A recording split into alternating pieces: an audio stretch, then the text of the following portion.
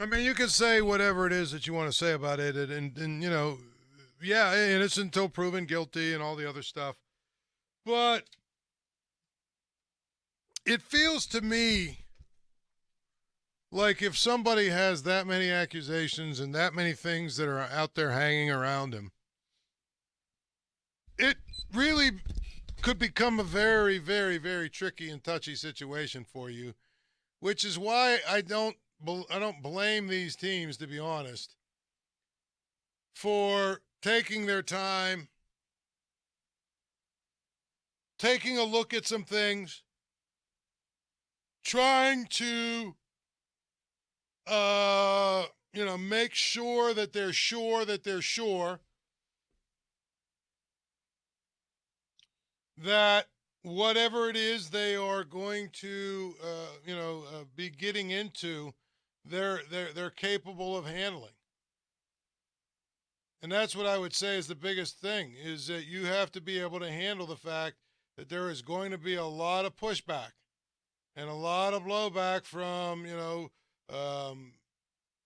activists and women's rights groups and everything else. And, regardless of what the actual facts are, the one fact that is really overriding is that there's a whole lot of women that made these accusations. So I understand he was exonerated or what, and I actually not even exonerated, it's not the right word, but I understand that they decided not to press charges. And so there's not going to be a criminal case, which makes it a lot easier, to clean up some of the mess that's still left behind. But you still have to, regardless of what you think of the rules, Anthony in Oakland was talking about the collective bargaining agreement and some of the things that go with it. Regardless of what you think about any of that stuff, okay? The reality of the situation is there's still 22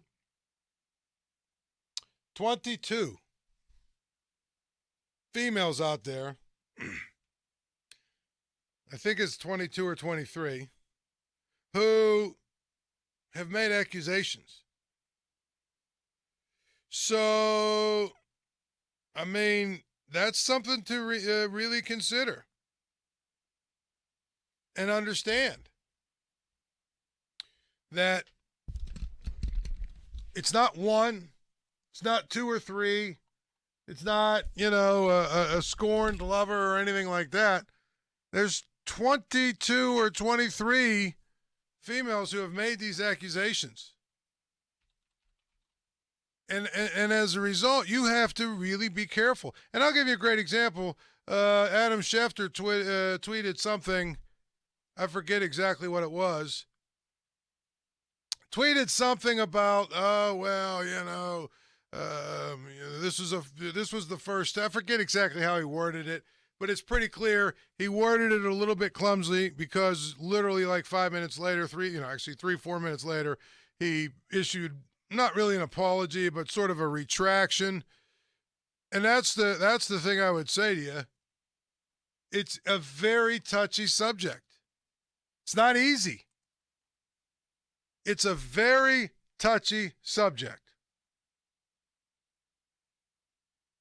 And that's what I would tell you is the biggest issue that you have when you take him on and when you decide to sign him.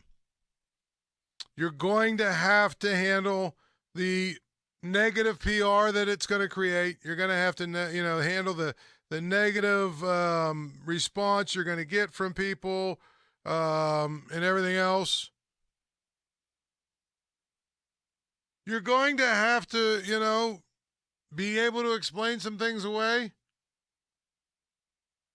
And so, the thing about it is there will be teams that are going to be interested because a guy like Deshaun Watson is such a great quarterback and he's sort of a game changer as a player. And those kind of guys, they just don't really exist, and everything else. But, that's the big thing. And so to me, it is just not necessary to really worry about those kinds of things.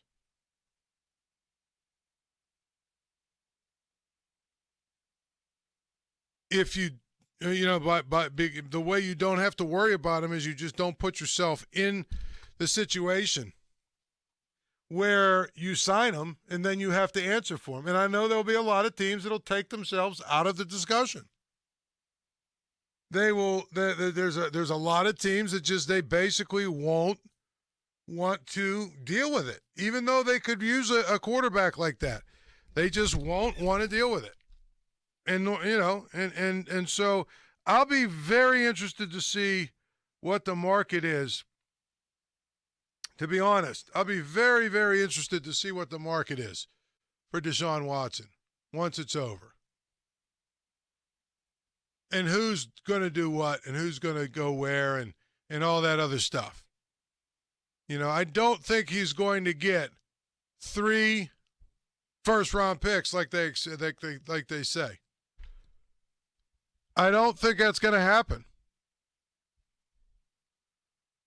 So now, the next question is, if you're not going to get 3 first-round picks, are you going to get even what they got for Russell Wilson?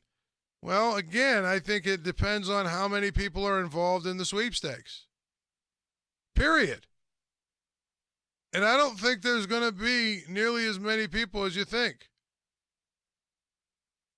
Honestly. So, we'll see what happens at the end of the day. But to me, it's got to be a real important situation for any team to understand that they are taking it on. It's not easy at all. It's not a slam dunk. It's not a slam dunk, and it's not an easy thing where, hey, he's clear now, so we're just going to do it. That's not really how it works. You're going to have to figure out a better way.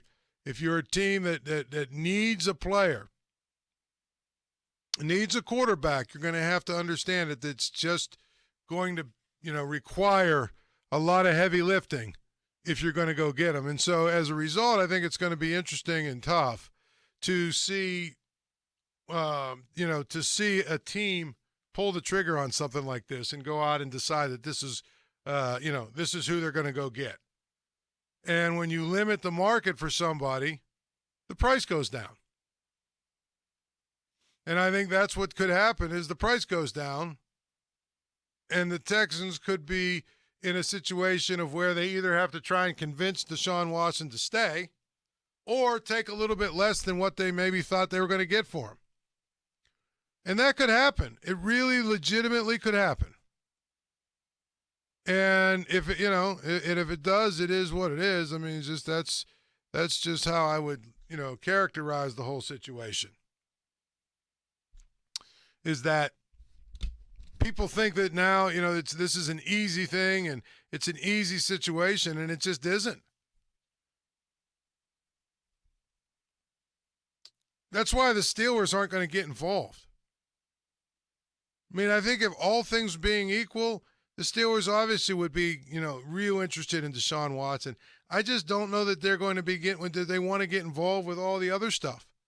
And you can say, well, the drama is cleared up, and, most of the noise around him is noise from other people. But I don't necessarily agree with that.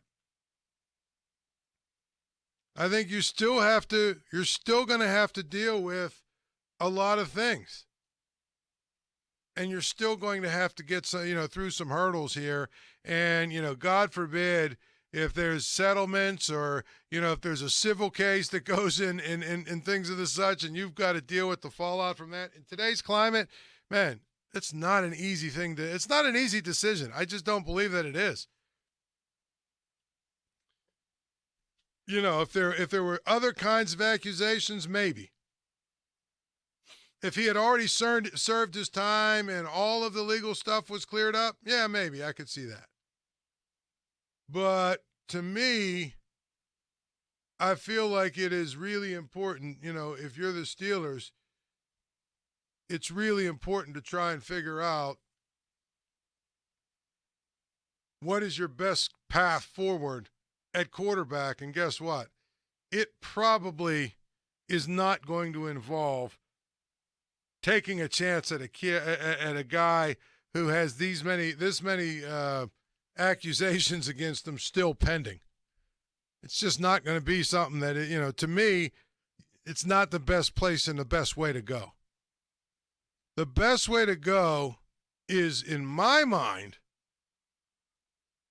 fix your team, build your team, go with the quarterbacks you have for this year, and then next year try and go and get more quarterbacks. I mean, go get maybe your quarterback of the future next year. But this year, just go with the quarterback you got.